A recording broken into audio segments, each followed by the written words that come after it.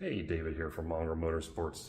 Time for an update on the Matchless. It's been a while since I checked in. I was sick for a while and had a bunch of other crap going on, so I've been working on this thing off and on, however, and parts have been trickling in for it, as you'll see, and we still have more parts to order, but we're getting closer. So here's the latest and greatest on the Matchless. Thank you for your patience.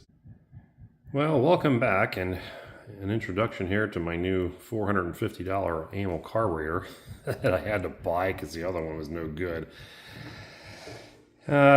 These were kind of fun to put on. You got to deal with a bunch of the springs and clipping things in, and it's not a fun job putting one of these on from scratch. Usually these carbs, you take them off, you take them apart, you leave this stuff all together and hanging, but when you got to put a new one on, it's a bit of a job.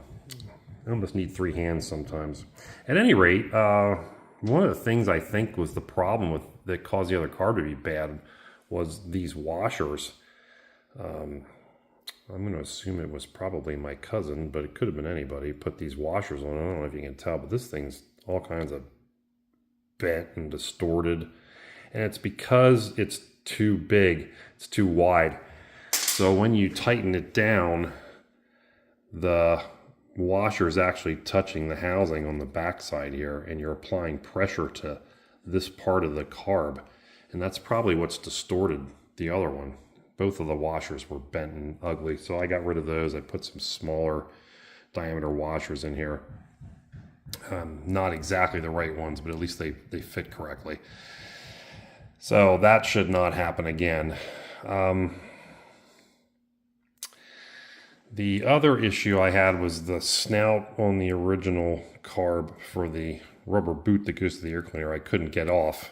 I'm afraid I'm going to just destroy it if I try to get it off, so I just left it alone for now.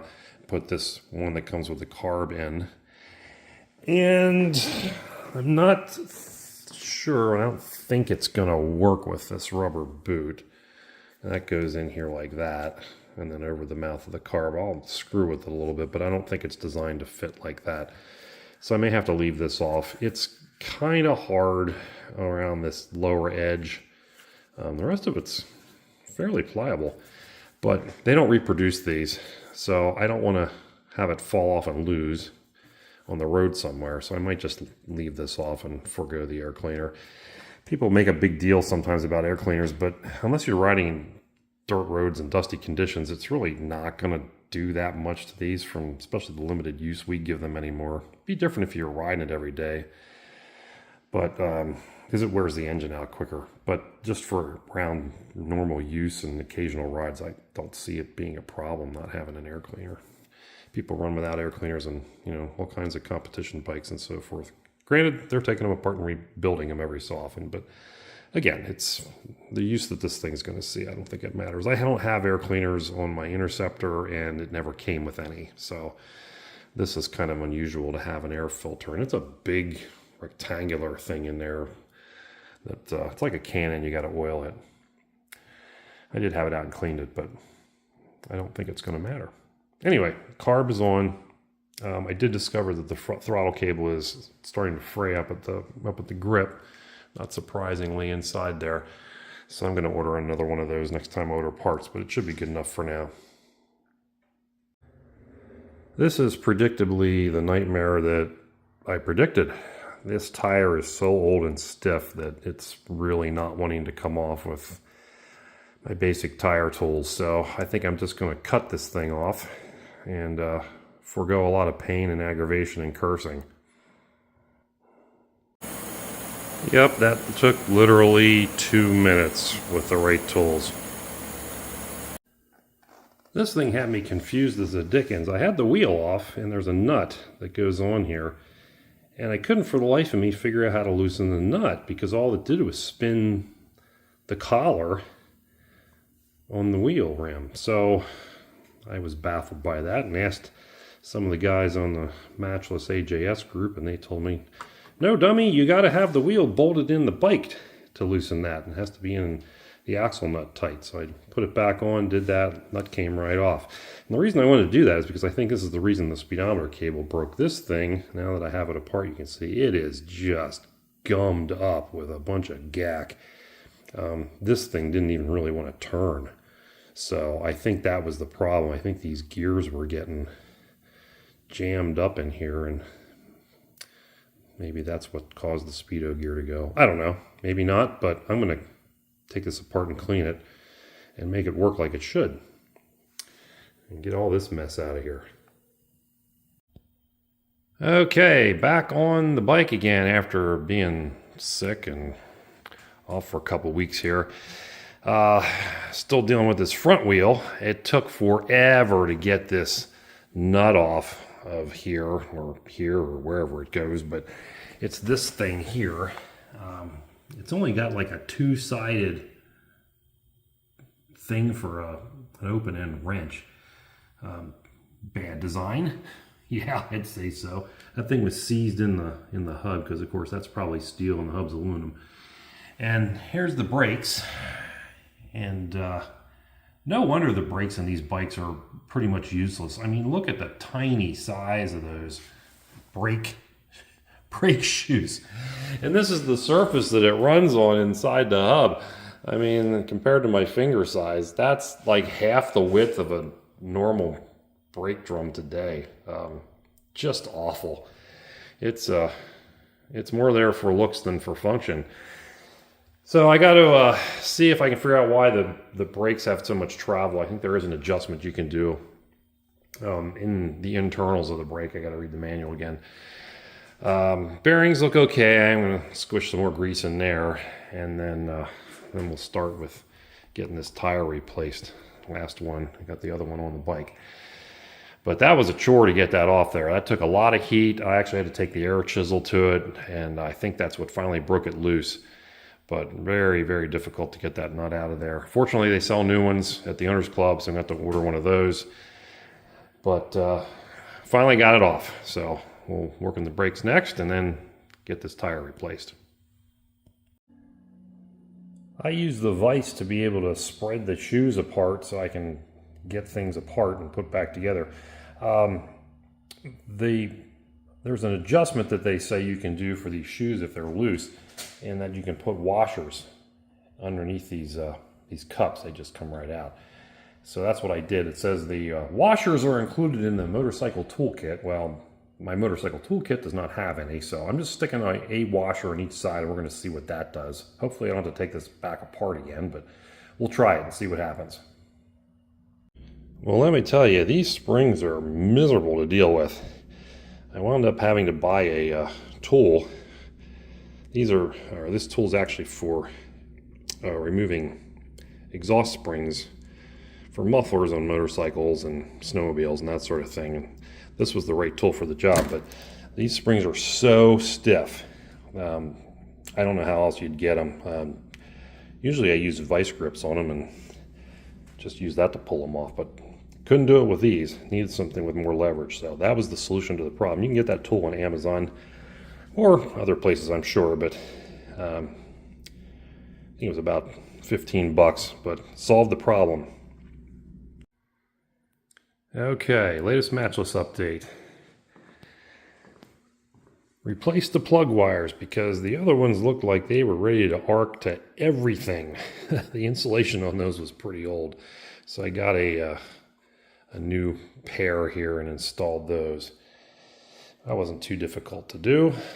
Key point, they're not the same length, so if you get one that's you got to cut like I did, it comes as a single length with two ends on it. Make sure you don't cut it in the middle like I did, because it doesn't quite fit right on the other side. But good enough for where we're headed. Let's see, what else did we do? I took the speedometer out because I thought the trip wouldn't reset, but I didn't understand how it works. You have to pull it down. This knob goes on the back side of it. You have to pull that out or downward to turn, and then turn it to make that happen. So anyway, while I had it out, I took the lens off and cleaned it, made it look good. And I'm going to test this before I put it back in to make sure that it works, because I don't want this to be jammed and destroy my new cable that I just installed. So that's a possibility. We got to test that. I'm getting a donor cable tomorrow that I can sacrifice if it breaks. It's not going to be a big deal. It's just an old cable from a friend of mine. Brakes, front brakes. We put washers behind the shoes to try to tighten things up. And then this is where the lever goes. But unfortunately, the nut somehow got boogered and it doesn't want to go on. So I'm ordering new nuts. Also ordered washers for the petcocks. I did get some cork ones, but they'd have to be cut down. They don't fit. I'm going to try these rubber ones from the Owners Club first, see how they work. Also had to order this nut that I had to use an air impact on to get off because it was jammed. Yeah, the joys of working on British stuff. And note, I bought a thread tap and die set for what I thought was this stuff. And it turns out, while it says it's Whitworth, it's not this pitch. I didn't have any of that pitch in the kit, so that was useless. There was $30 odd. I don't know if I can get back. Let's see, we have a battery on the charge. Getting that ready. What else did we accomplish there lately? I got to put fluids in it, probably the next thing I want to do. And interesting point about order a new throttle cable, because this one had started to fray up at the top. It was just like one strand was broken, but thought, yeah, I'll get a new one and put it on. This arrangement here is not what is shown in the Owners Club spares availability. There's a grease zerk on this cable. It's the most bizarre thing I've ever seen. So there's no cable available that I could find for this thing. So I'm going to go with this for the time being, but I might have to change this twist grip to a different style cable. Not sure. If you're watching this and you know, hit me up in the comments. Let me know if I'm thinking wrong on that. These lights, when I took the headlight off, kind of baffling. I'm like, well, I'll check the bulbs while I have it out. Well, how do you get these apart? Oh, there's a screw in the back. And then you loosen this bezel, and the lens and bezel come off part way, and then you got to squeeze a little inner clamp thing in there to get out of the rest of very bizarre arrangement. It works fine, but it's kind of unusual. And these gaskets here have completely perished, so I'm going to get a new pair of those from the Owners Club. They list them.